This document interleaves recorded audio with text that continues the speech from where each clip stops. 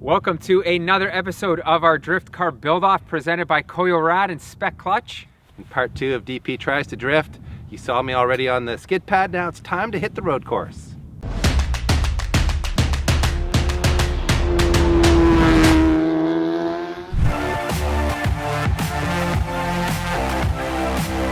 It's time to try to take a little bit of what I learned over there in my 10 minutes of goofing around on the skid pad and go out here on the road course. Mainly because Riley felt like there was only so much we could learn on the skid pad. We were hitting the steering lock and he felt like it would just seem more natural to take it on the road course. And since we have the place to ourselves today, why not go out there and try to do it in a more realistic setting, I guess you could say. So my goals today are really pretty simple, just to try to drift a few corners in a way that, you know, makes sense, to learn some technique. And Riley will be in there with me giving me some pointers, and then I'll hand him the keys. He'll go out there and really see what this car can do in the hands of a professional. He can give us some feedback on how to improve the setup of the car, and we'll go from there. So after some discussion, we've decided we're just going to try to drift turn 1 here, then come back up the middle chute, and maybe like drift turn 8, screw around up here a little bit maybe. Just kind of see what happens, right? It gives you an opportunity to try it at different speeds, different corner layouts. Right. Skid pad is good, but because you don't really have any structure, sometimes it's hard to tell. Like when you need the car to go in a certain place, you can't tell until you have like a closed environment. Right.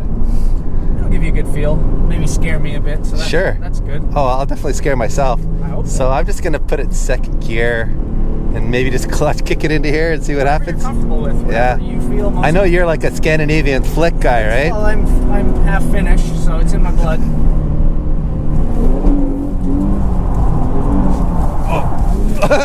Let's see that snap. Yeah. That's because it's gripping up so much in the rear end, eh? Yeah, so the less camber, well, it doesn't give you as much total grip. It just makes the breakaway and like grip up point a little more gentle, so that you don't get bitten by that snap. Yeah, it really gripped up fast, and I wasn't ready at all. The other way, which, you know, if there's a wall or another car, yeah, it can be a bad setup.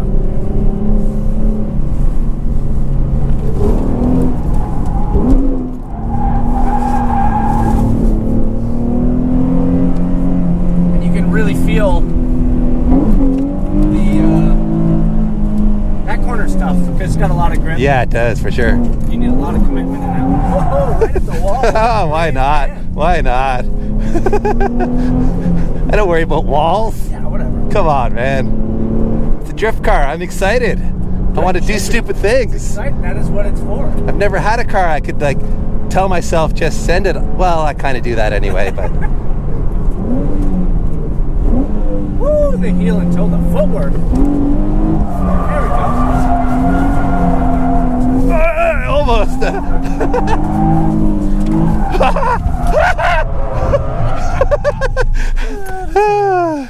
Well, that's good. You could tell I want to drift. Oh yeah. You just don't know how to do it. The enthusiasm's there. The enthusiasm is high. The skill level is low. Drifting is hard. I don't think anyone should fool themselves into thinking this is an easy thing that you're going to learn in a day at the track. I get called out all the time. I used to do donuts in a parking lot. Blah, blah, blah. Yeah. It's hard, man. It takes practice. Yeah, it is hard. You can really feel the front, the kind of imbalance in grip front to rear. When you load up the rear, it's got tons of bite, and then that lack of front camber, the front just starts to push. Yes. And that's also where the like extended arms and the increased front track width helps. Okay. Is that you get way more bite in the front, so the front can overpower the rear. Yes. Especially like you're running a big grippy tire. It is a big grippy tire. Yeah, we're kind of learning on far too advanced a setup, to be honest. And that's the thing too, is the throttle commitment. Yeah. Is key. Yeah. It just takes that little bit of hesitation, and then that's it. It just bites up, and then you're done. Yeah. And the front can't overcome it anymore, and you feel it start to push. In third. Oh, am I at third? Yes. Yeah, there you go. That is third gear. But once you initiate, like, don't hesitate on the throttle. Just leave your foot in it. See it? Yeah. It's that. It's because It's because I was gonna come into the curb, or I was afraid of getting on up into the inside curb there. Drift car, man, just send it. I know. You know what the problem is? It's Peter. He doesn't want me to wreck this car, so I'm always in the back of my head. Peter's the like voice of reason back there. You gotta block it out. Dove is the same for me. You gotta turn it off. Beautiful. And that, so right there is where that extra angle would help. Would have helped, yeah. The initiation was great. Snap to angle really quick. Yeah. And then you just ran. I ran out of steering, yeah. No more steering left in it. And I didn't probably get off the gas enough either. I just kept my foot in it. Yeah. Yeah. But the cool part is when you get lots of angle like that, then you can do that. You can get it like way sideways and just then hold it at that big angle. Yeah, yeah. And that's where something like a little extra toe in will help the car drive forwards instead of coming around. There's so much that goes into it. Right. I don't know if people necessarily realize how much setup goes into getting a car to drift. Like, it's one thing to make a car slide, but to make it behave the way you want it to sideways, it takes a lot of engineering and setup and everything. Yeah, yeah. To be predictable and easy to drift. Yes. That's the key, is predictable.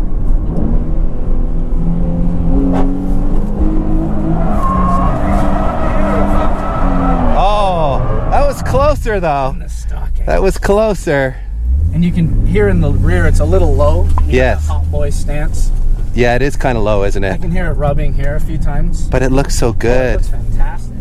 I don't want to raise it if I don't have to. No. Gotta live the hot boy life. You need some chrome 19s on this. Yeah, I'm the only gray bearded hot boy on the internet.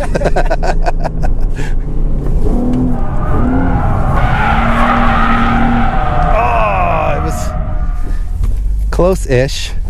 Now, I think this is where Pete's car may have the advantage, because I know a lot of German cars from factory come with a good amount of steering angle. Oh, his car has way more angle. Yeah, so way more angle. Where, you know, maybe he could get away with stock steering. Yes. Whereas this is going to be one of the shortcomings. It's a Nissan thing. Oh yeah, all the revs, all the horsepower.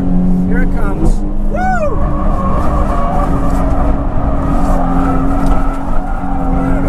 Hey, that wasn't bad. That was almost a half decent drift. That was pretty good. That was passable. It was almost not get kicked out of the. That's like a C-. Yeah, yeah, for sure. It's about what my wife rates me at most nights. Oh yeah. Now I think.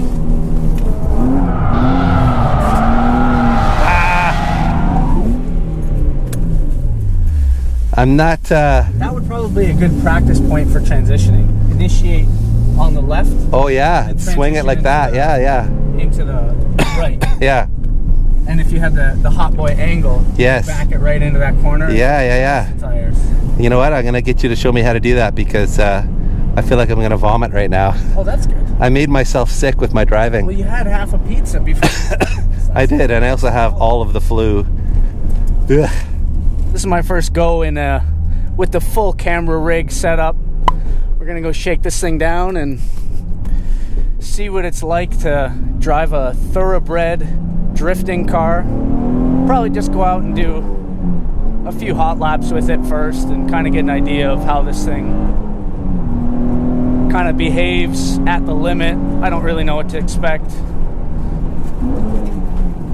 Yeah, the steering's good. Dave said it's a bit heavy.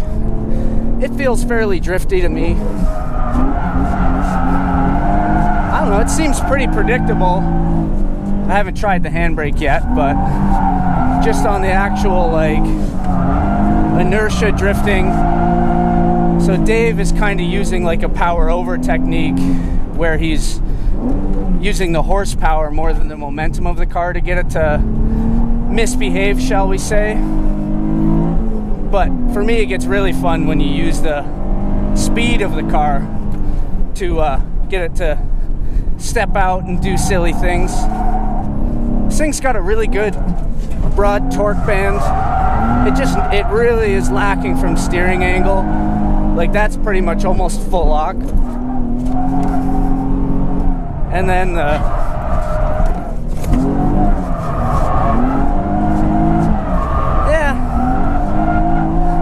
it's not what I'd call a handful, but I mean, for being a fairly stock car. This thing works so well. Now I can really see why so many people are using them as their drift machines. See there, kind of screwed that one up a bit. It's almost like a third gear corner. That was second. It's a bit too fast of a corner for second gear. See if we can get it to. Same with that one. Second gear is just a little too short. But this, in my opinion, is the best section of the track to drift, because you got all these complex corners to link and you know, really chuck the car around. If this thing had tons of angle, you could like back it into this corner, but as you can see, hit the steering stops and then there's not much else you can really do there. Otherwise, this thing's fantastic. I mean, I'm super spoiled right now to be able to drive this thing. Oh, almost a dirt drop. But I think Dave's got himself a really good platform to start with here. See if we can get a third gear drift going.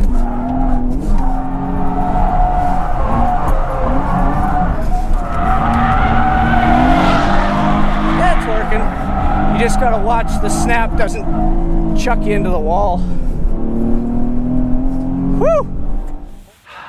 I'm glad I wasn't in there because the pizza is still talking back here. Oh, yeah, but it that would have looked been like all over. a lot of fun. Yeah, actually the car it's really good for being essentially a stock car, very close to stock. Yeah. You can feel the shortcomings of the steering angle for sure. Yeah. And just some of the alignment specs are not quite ideal, but it's got a really good base to start with. Like, Yeah. for being stock power, stock everything, it's fantastic. The handbrake Yes. is useless Okay. because the angle of the handle and the Yes. seat. You're whacking the seat. Yeah. Oh, So I really? actually used my left hand to do one handbrake turn. I want to see the in-car footage from that. Unless I pull it with my left hand, and then it gets well, it's doable. A little weird. Were you clutch kicking or were you just sending it, like flicking it? I find, so this car, the way, well, especially with those front brakes, Yeah. you can use a lot of momentum Yeah. and just kind of touch the brakes, and the back steps out so easily. Mhm. And it's really predictable. If you kind of overcome the limit, Yeah. it'll step out and then you can hold it there. Super Okay. nice. So like the whole back section through the S's, you just come in, brake kind of hard and turn in, and it'll just Lighten the back end up and it steps out. yeah, and with these brakes on there, it feels like the Yeah. car's like doing an endo. it's a So, huge front brake setup, but maybe that's what Xander was thinking with those. Yeah. Maybe that's what his driving style was. yeah, I could definitely see that. I didn't notice it at first, but once I got some heat in them, it's really apparent at how powerful they are. It's close. So It's we need really to fix close. the alignment. We need more Yes. steering angle. Yep. We need an e-brake that doesn't fight with the seat. Yeah, because the actual mechanism works. You can Yes. lock up the tires. It's just the angle is all wrong. Like you can't really get enough leverage on it. I don't even know what I would use the e-brake for at this point because I don't have. It's all steps. Actually, Yes. to be honest, it's probably good that the e-brake doesn't work. Yeah, for me it's right not now, necessary, but for you because it would be helpful. I'm of the belief that you really shouldn't use it. A lot of people use e-brake as a clutch, or Yeah. a crutch, Yeah. sorry, and they learn with it, and all that really does is slow you down. Mm-hmm. It should be a tool. It's like part of this big toolkit of drift tools that you have. The e-brake is a small portion. It shouldn't be everything you use to initiate every drift ever, because then Yeah. you just look lame. Yeah. It should be there. It's great for tandems, extending things, Yeah. certain initiations, but you shouldn't use it for everything. So actually learning without it is probably the best. Mhm. And then you get the car set up, and then you add it. And then it's just an extra little piece to help you get. Awesome. We learned some good things today. Thank you, Riley. I appreciate it. Yeah. I also learned that trying to drift with the flu and a belly full of pizza is not the best combination, but we will be back out. I mean, if it's this warm in January, we're coming back out again in January. So it's really going to be up to Mother Nature of how much more of this we can do here in Canada. But we've got to get back to the shop anyway and continue building that E46 M3, which Riley will get to try out as well with Peter behind the wheel. So Looking forward to that. Stay tuned for more of that. Thank you very much, Riley and Viato, and thank you guys for watching. We really appreciate all the support. I'm excited to finally have attempted and mostly failed at doing any drifting, but I'm really excited to learn this because it's a whole new skill set. I mean, as an old road race guy, it's just a whole new challenge. So I'm excited to take that challenge on and get to be half decent at this. I'll never be at his level because frankly, we're too busy doing other stuff, but I'll do my best. Someday, the dream might be to actually go in tandem with Riley or at least with Pete. So stay tuned for some half-ass tandems in our future and maybe yours too. Oh, that seat placement is no good for the handbrake. As soon as I try and pull it, I don't know if you can see it in the frame, my shoulder basically goes right into the seat bolster. So I see Pete's got that handbrake extension. I think if it was like here, that would be ideal, because right